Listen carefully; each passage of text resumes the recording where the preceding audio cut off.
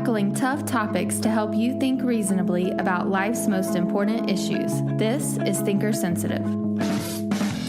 You're listening to Thinker Sensitive. This is Chad Graham here with Ryan Ragozine, pastor of Living Stones Church. Ryan, thanks for being on the show today. Yeah, no problem. We're here to talk about rhythms of life, and I asked Ryan to be on the show because I think Ryan has instituted a really good balance between the busyness of life and practicing spiritual discipline. So, Ryan, why don't you share with us a little bit about how you balance your life? Yeah. When I think about balancing life as a Christian, I go back to some historical examples in the church. And so I think about this idea of a rule of life, which Saint Benedict in the Western Church kind of instituted a famous rule of life. He wasn't the first to institute a rule of life, but he picked this idea up from others who lived before him. And he instituted this rule of life for monastic living or monastic life for monasteries. And it was picked up in the West, and it became kind of the predominant rule of life for monastic living and for different monasteries in the West during European Christendom. And so the goal of Benedict's rule of life, and the goal of all of these different rules in monasteries and in monastic living, was just spiritual growth, to grow in the Lord and to be united with God. So a rule of life is kind of a means to an end. The goal is spiritual growth and to grow in our Christian walks, to become more like God and become more like Christ. And the rule of life is a means to that end. And so the rule of life is basically like a way of life. For those of you who are planners, you can think of it as kind of a daily plan or a weekly plan or schedule, a routine that we get into in our daily lives and weekly. And so, like for Benedict and his rule of life, it would involve various activities and responsibilities, like community activities like shared meals. It would involve prayer time, physical labor and work, intellectual study. And so all of these things would promote that kind of holistic health in growing in the Lord and growing in their walk with God. And so for us, this may look a little bit different. We are not monks who live in that kind of monastic lifestyle in a monastery, but there's a lot of things that we can learn from this, I think, and take into our daily lives. So it's not necessarily an exact prescription. No. But it's more of a way of balancing these different spheres of life that draw us near to God and so forth, right? Absolutely. Well, okay, so give us the practical example. How are you living this out? Yeah, so when I think of this idea, I think of different categories. I don't want to get held up like on the language we use, different categories or elements. So I think about, and I don't want to act as if I believe in this kind of separation between the spiritual and the physical, or the sacred and the secular, but I'm going to use language that might sound like that, but I don't believe in that. So I think about different dimensions of the human person, or different categories we can use, like the spiritual dimension, the physical dimension, social dimension, intellectual dimension, different gifts and talents that God has given us, and then even room for rest and relaxation, which we all need. So the theology here is the idea that God is the creator of all things. He's the creator of the human person. And so he's the creator of every facet of the human person, every dimension of the human person. And therefore, he values every dimension and cares about every dimension. So he cares about our bodies. He cares about our souls. He cares about our minds, our relationships, different gifts and talents that he's given us. I think about the parable of the talents, to be a good steward of different gifts or different talents, maybe even like a specific calling that he's put on your life. And then we think about leisure time too. God, in caring about our whole being, wants us to be able to rest and relax. And, so God cares about all of those things, every facet of our being. And so when I think about a rule of life, how can we institute a kind of rule or routine, daily, weekly, that cultivates health in all of those areas and brings all of those things together. I'm giving time to all of those things.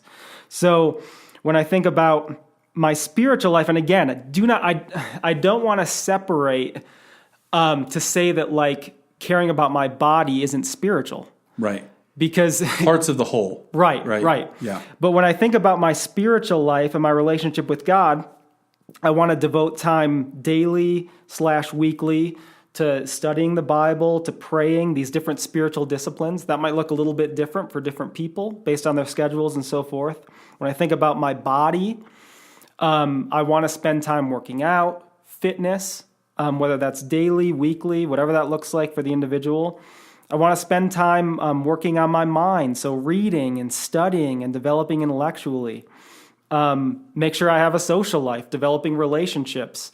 For those who are married, for those who are in relationships, spending time working on that marital relationship or on that relationship with a girlfriend or boyfriend.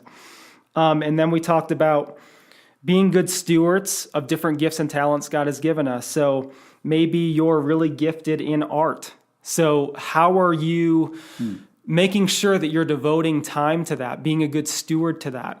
Whether it might not be on a daily basis. It might be more like on a monthly basis. Maybe a few times a month you're painting or you're writing poetry or whatever it is, whatever that gift that God has given you. And think about then how you can use that to glorify God.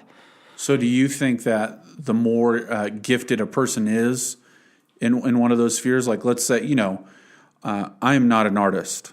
I am not a musician. Yeah. I do not do those things very well. But for someone who is, should they spend more and more time engaging that aspect of their life, depending on how gifted they truly are in that sphere? Does that play into the calculus of balancing things out? I think it can.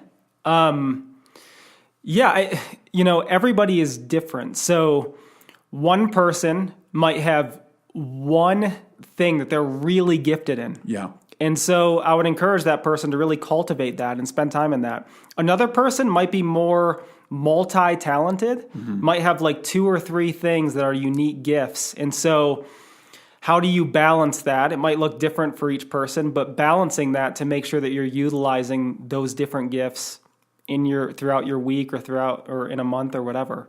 Because we're responsible before God for those things. Yeah, and I think that's what that the parable of the talents speaks to, is that kind of being a good steward of what God has entrusted us with. That might be a gift, or it might be a calling that God has placed on our lives or whatever. Okay.